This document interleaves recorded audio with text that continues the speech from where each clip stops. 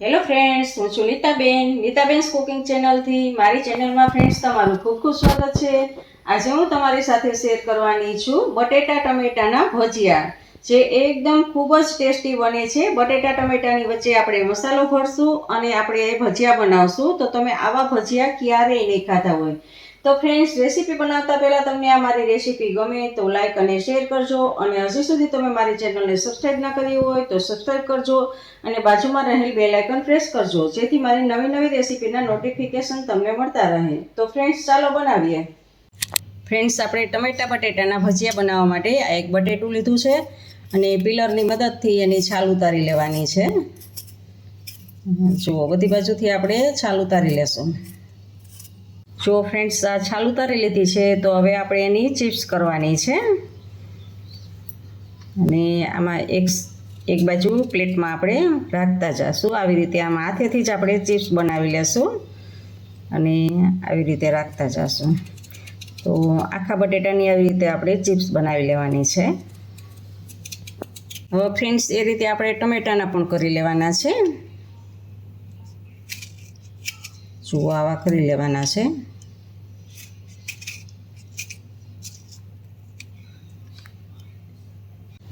જુઓ ફ્રેન્ડ્સ, આપણે બટેટા અને ટમેટાની સ્લાઇસ કરી લીધી છે. 2 ટમેટા હતા અને 1 બટેટું હતું.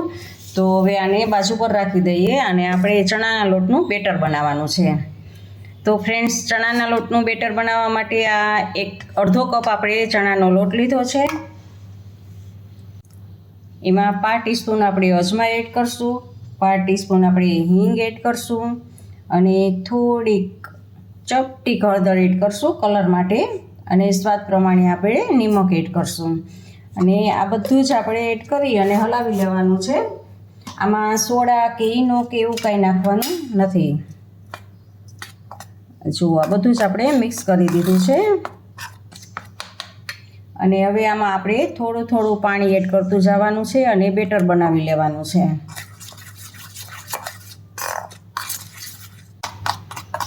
જુઓ, આપણે આટલું ઘાટું રાખવાનું છે બેટરને.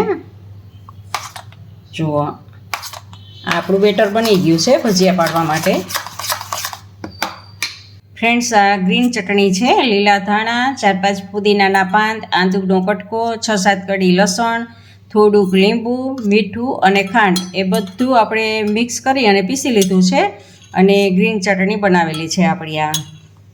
હવે ફ્રેન્ડ્સ, એક વાટકીમાં આપણે આ મેજિક મસાલા છે, એ મેજિક મસાલાને એમાં એડ કરશું. ફ્રેન્ડ્સ, આપણે ગેસ સ્ટાર્ટ કરી અને એની ઉપર તેલ ગરમ થવા માટે રાખી દીધું છે. ગેસને અત્યારે ફૂલ જ આપણે રાખેલો છે. જુઓ ફ્રેન્ડ્સ, બટેટા ઉપર આવી રીતે આ મેજિક મસાલા લગાડવાનો છે. આમ લગાડી દેવાનું છે, અને એની ઉપર પછી આ ગ્રીન ચટણી.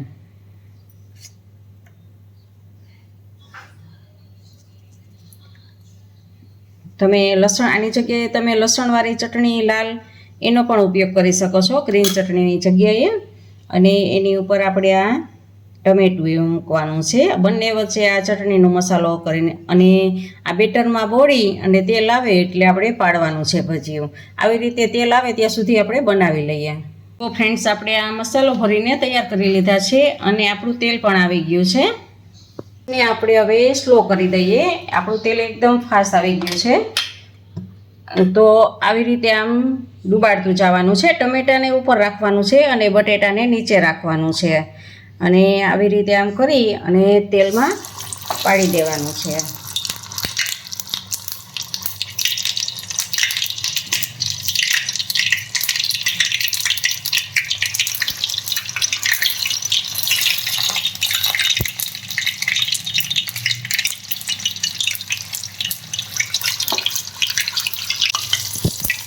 જુઓ ફ્રેન્ડ્સ, આને હવે આમ બીજી બાજુ આપણે હળવે હાથે પલટાવી દઈએ.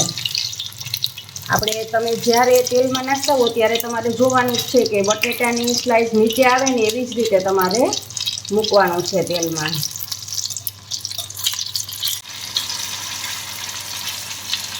જુઓ ફ્રેન્ડ્સ, એકદમ ક્રિસ્પી આપણા ભજીયા તૈયાર છે બટેટા ટમેટાના. તમે ક્યારેય આવા ભજીયા નહીં ખાધા હોય.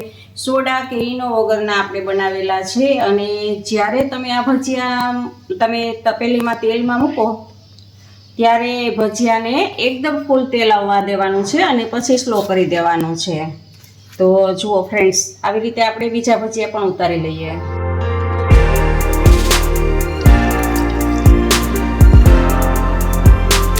ફ્રેન્ડ્સ, તમને મારી આ રેસીપી કેવી લાગી તે કમેન્ટ બોક્સમાં કમેન્ટ કરીને મને જરૂરથી જણાવજો. ઇન્સ્ટાગ્રામમાં મારા પેજને ફોલો કરજો, મેં નીચે લિંક આપેલી છે. તમે મારી આ રેસીપી ગમે તો લાઈક કરજો અને તમારા ફેમિલી મેમ્બર્સના ગ્રુપમાં શેર કરજો અને મારી ચેનલને સબસ્ક્રાઈબ કરવાનું ભૂલતા નહીં. આવજો, બાય. ફરી મળીએ નવી રેસીપી સાથે.